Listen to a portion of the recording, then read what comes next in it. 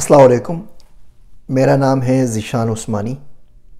आज हम बात करेंगे सब्र के ऊपर। ये कोई इस्लामी या दीनी बयान नहीं है कि हम सब्र के ऊपर बात करें और फिर बात करें कि जी सब्र करते रहें तो आप एक दिन जन्नत में चले जाएंगे।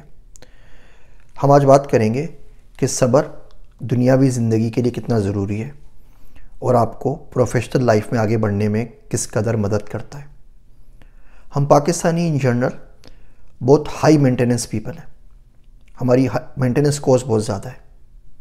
बहुत से दोस्त हैं, मैं ख़ुद भी, हम पाकिस्तान से बच्चे हायर करते थे, काम करवा लेते थे, यूआई यूएक्स का, ग्राफिक्स का, किसी और चीज़ का, लेकिन इनको मैनेज करने की कॉस्ट बहुत ज़्यादा है।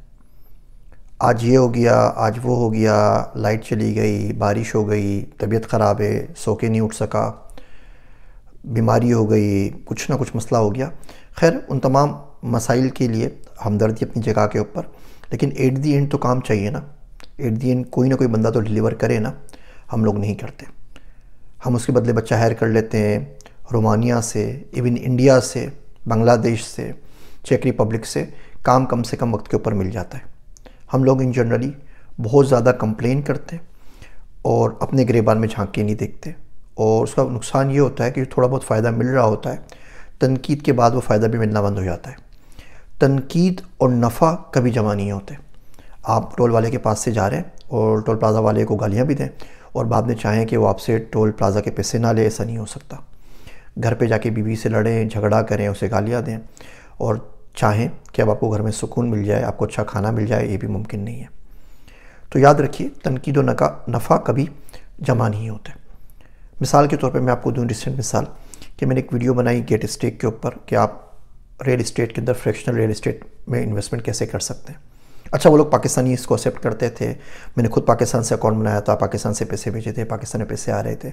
मेरी भी पाकिस्तानी प्रोफाइल, एक ही पासपोर्ट है, पाकिस्तान के पासपोर्ट है, और मैं उसमें इन्वेस्ट भी कर रहा हूँ, सारे काम हो गए। लेकिन जब मैंने लिंक शेयर करना किया तो इतने लोगों ने इनको फ्लड किया, इतने लोगों ने ईमेल की और ऐसी ईमेल की, यहाँ तक कि जी मेरी मोबाइल फ़ोन की स्क्रीन टूटी हुई है। तो जब आपका वेरिफिकेशन कोड आता है ना, तो जिस जगह के ऊपर आता है वहाँ पे स्क्रीन टूटी हुई है। तो क्या आप अपने ग्राफिक डिज़ाइनर को बोल सकते हैं कि उसको फॉर्म को चेंज करे, कि कोड थोड़ा नीचे आया करे? अब बताइए, ये कोई पूछने वाली बात है? कोई पूछने वाला सवाल है? तो उन्होंने बोला कि यार ये बहुत मेंटेनेंस इनकी बहुत ज़्यादा है, ये काम कुछ नहीं करते और सवाल 1000 पूछते हैं, इनको बंद कर दो। उन्होंने पूरी की पूरी कंट्री को बंद कर दिया। स्ट्रीट बीज वालों ने यही काम किया। तो ये हमारी अपनी हरकत है ना, और तो कोई नहीं है। पेपल पाकिस्तान में नहीं है, उसका एक बहुत बड़ा रीज़न है। हम हर उल्टा जो काम होता है वो करते रहते हैं। मैं एक छोटी सी मिसाल दूँ, गूगल के ऊपर, एड्स के ऊपर अगर आप अकाउंट खोलें तो वो वेरीफाई अकाउंट करने के लिए, कि आपका बैंक को लिंक करने के लिए, आपको 6-7 सेंट्स भेजता है। बैंक में ट्रांजैक्शन करता है 6 सेंट की, 7 सेंट की, 10 सेंट की, 12 सेंट की। अब ये कुछ भी अमाउंट नहीं हुआ ना, पाकिस्तानी पैसों में भी 12-15 रुपये हो गए, और आप वेरीफाई करते तो अकाउंट खुल जाता है।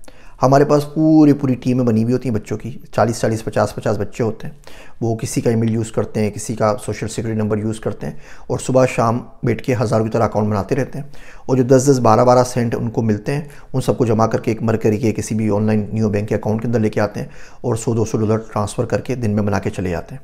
अब देखिए कितना बड़ा झूठ है। उनके $100-200 बनाने के चक्कर में उन्होंने कोई 7-8 हज़ार लोगों का जो पर्सनली आइडेंटिफाइबल इन्फॉर्मेशन होती है, PII, उसको ब्रीच किया। झूठ बोला। जो बंदा था जिसका अपने एसएसएन, ड्राइविंग लाइसेंस या इन्फॉर्मेशन यूज़ कर ली, अब वो अपना गूगल पे अकाउंट नहीं बना सकता। इन तमाम हरकतों के बाद उन्होंने क्या किया, गूगल वालों ने, अब वो पैसे भेजते हैं 12 सेंट, उसी वक्त वापस निकाल लेते हैं, ये भी नहीं देते पैसे। फेसबुक पे इसी तरीके से होता है। जब फेसबुक का आप अकाउंट खोलते हैं तो ज़्यादा आप एड्स चलाते हैं, तो एडवांस में तो पैसे नहीं देते ना, एड्स चलता है आपका, जब वो बाद में आपको बिल कर देते हैं। मेरी भी पाकिस्तान से प्रोफाइल थी। शुरू में फेसबुक हमें 5 लाख रुपए का क्रेडिट देता था कि आप 5 लाख रुपए का एड रन कर लें। फिर उसने लाख रुपए का देना शुरू किया। अब वो 30,000 का भी नहीं देता, क्योंकि हम लोग झूठे अकाउंट बनाते हैं, लोगों के एड रन करते हैं और उसके बाद भाग जाते हैं। क्रेडिट कार्ड की इन्फॉर्मेशन गलत दे देंगे, अकाउंट डिलीट कर देंगे, कोई ना कोई मसला करते रहेंगे। तो इस किस्म की अगर हम हरकतें करते रहेंगे ना, तो यकीन जानिए पूरी दुनिया हमारा बैकआउट कर देगी और बोलेंगे यार इन लोगों से डील नहीं करना।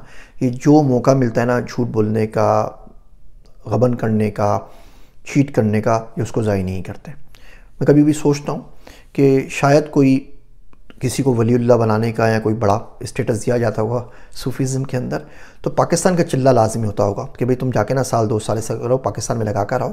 अगर इन लोगों को तुमने बर्दाश्त कर लिया ना, और तुम्हें गुस्सा नहीं आया, और तुम कपड़े वड़े फाड़ के अपने बयाबान में नहीं निकल गए, अपने बाल सर की नहीं नोचने लगे, तो इसका मतलब है अभी तुम पक्के हो गए, पूरी दुनिया में तुम जहाँ पर भी चाहो लोगों की इस्लाह और तबलीग कर सकते हो। ऐसा कोई ना कोई टेस्ट पाकिस्तान के लिए स्पेशली होगा। आप सिर्फ कमेंट्स में पढ़ लें, इंडिया से कमेंट्स आते हैं, लोग शुक्रिया अदा करते हैं, थोड़ा बहुत जो सीखते हैं शुक्रिया अदा करते हैं, बिल्कुल हमारी जैसी डायनेमिक्स है, ज्योग्राफी है, सब कुछ सही है। पिसे हुए लोग हैं ना, तो उन्हें एहसास है इस बात का कि कोई बंदा सही बात सिखा रहा है तो वो कितनी कीमती होती है। हम पाकिस्तानी गालियाँ पे ले देते हैं। मिसाल के तौर पे गेट स्टेक के ऊपर ही आपने जी बनाई है, पाकिस्तान में नहीं चलती, वो जब मैंने वीडियो बनाई थी उस वक्त चलती थी, बाद में आपके लोगों की वजह से बंद हो गई, ठीक है। लेकिन अगर आप इसको थोड़ी देर साइड के ऊपर रख दीजिए, नहीं भी चलती, 72% जो ऑडियंस है मेरे चैनल का वो पाकिस्तान से बाहर से आ रहा है, तो उनके पास तो चल रही ना, उनको काम करने दीजिए। आप सीख लीजिए कि ऐप किस तरह चलती है, एक फ्रैक्शनल रियल एस्टेट में इन्वेस्टमेंट किस तरीके से होती है, आप अपनी ऐप बना सकते हैं। आपको कम से कम ये पता चलेगा दुनिया में क्या हो रहा है। और जब जिस दिन भी ये खुल जाएगी पाकिस्तान में आप काम कर लेंगे, आप गूगल के ऊपर सर्च कर लेंगे, एक ऐप तो नहीं ना, ऐसी 10 ऐप और भी हैं, वो बाकी लोग हैं, सरवा वाले हैं, बाकी लोग हैं, वो सब पाकिस्तानी को एक्सेप्ट करते हैं, वही दुबई के अंदर है, बिल्कुल सेम ऐप है, तो आप उनके ऊपर आप चले जाइए। लेकिन हम लोग इतना शोर मचाते हैं, इतना शोर मचाते हैं, इतनी गालियाँ देते हैं, तो सब्र हमारे में से ख़त्म हो गया है। इस सब्र की वजह से बहुत ज़्यादा अपॉर्चुनिटीज़ जो आपके पास आ सकती हैं वो आपके पास नहीं आती। पहली मरतबा में आप किसी बंदे का ऐसा अशर करेंगे, वो कानों को हाथ लगा लेगा, बोलेगा अल्लाह मेरी तौबा, आइंदा इनसे ये चीज़ शेयर ही नहीं करनी, वरना उन्होंने मुझे ईमेल कर करके मेरा बेड़ा गर्क कर देना है। थोड़ा सा सब्र से काम लें। मैं आपको छोटी छोटी 2-3 टिप्स बताता हूँ जिससे प्रोफेशनल लाइफ में आप सब्र को इम्प्लीमेंट कर सकते हैं। किसी भी शख्स की ईमेल आ जाए, किसी पे आपको गुस्सा हो, आपने जो ईमेल लिखनी है लिख लीजिए, उसको भेजें नहीं, उसको ड्राफ्ट में रख के छोड़ दीजिए। व्हाट्सएप पर कोई गंदा सा मैसेज लिखना है गुस्से वाला, उस मैसेज को कॉपी पेस्ट करके रख लीजिए नोटपैड के ऊपर, भी ना भेजें। 24 घंटे बाद उसको भेजिए। आप देखिएगा, आपको खुद अंदाज़ा होगा कि 90% चीज़ें जो उस मैसेज में आप बोलना चाह रहे थे उसकी ज़रूरत नहीं है, आप उसको नहीं भेजेंगे। और भेज भी देंगे तो उसकी टोन बहुत ज़्यादा लो हो जाएगी। तो एक तो ये काम होता है बहुत आराम से कि फ़ौरन डिसीजन ना लें। हम बोलते हैं ना हाजिर जवाब है, हाजिर जवाब है। हाजिर जवाबी वाला बंदा बहुत ही बेवकूफ़ होता है। जो अक्लमंद बंदा होता है वो सोच समझ के, तहम्मुल से, बजला संजी से काम करता है। अच्छा, इसी तरीके से दूसरी ट्रिप ये इसकी जो ट्रिक है सब्र की वो ये है कि बंदा सामने वाले के बारे में सोच ले, उसकी शूज़ में जाके सोचे कि इस बंदे ने मुझसे बात की है तो क्यों की है। हो सकता है इसकी ज़िंदगी में कुछ चल रहा हो सकता है इसका कोई और मसला हो सकता है ये कोई ऐसी चीज़ देख रहा हो जो मुझे नज़र नहीं आ रही, हो सकता है इसके पर्सपेक्टिव में कोई ऐसी चीज़ शामिल हो जो मैं भी समझ नहीं पा रहा, जो भी मैं सीख नहीं पाया हूँ, जिसके लिए मुझे थोड़ी सी और उम्र दरकार है, जिसके लिए मुझे थोड़ा सा और तजुर्बा चाहिए, जिसके लिए शायद मुझे थोड़ा सा और पढ़ना पड़ेगा। शायद ये बात आज नहीं, 10 साल बाद, 2 साल बाद, 6 महीने बाद मुझे समझ में आ जाए। तो जब बंदा सामने वाले की सिचुएशन को समझने की कोशिश करता है तो उसमें सब्र आ जाता है। और ये 2 काम भी अगर आपसे नहीं हो सके, कोशिश करें कि सुना ज़्यादा करें, बोला कम करें। और ये भी नहीं हो रहा तो अल्लाह से दुआ करें कि अल्लाह आपके मिजाज में थोड़ी सी तब्दीली लेकर आए जिससे आप आगे बढ़ सकें। सब्र किए बगैर दीन तो दीन है यही, दुनिया में भी आप आगे नहीं बढ़ सकते।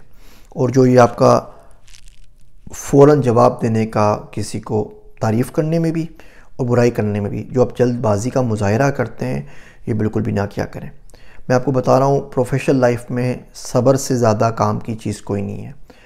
आप तो सिर्फ पाकिस्तान में ही काम कर रहे हैं, जब आप इंटरनेशनल काम करते हैं तो एक टीम में बाज़ औक़ात 10-10, 12-12 मुल्कों के लोग होते हैं। टाइम डिफरेंस होता है, रिलीजन दूसरा होता है, बाकी चीज़ें दूसरी होती हैं। आप किस तरीके से काम करेंगे उनके साथ अगर आपकी ये हालत रही तो। मेरी कड़वी कसीली बातें सुनने का शुक्रिया। मैं हूँ आप सबका ज़ीशान उस्मानी।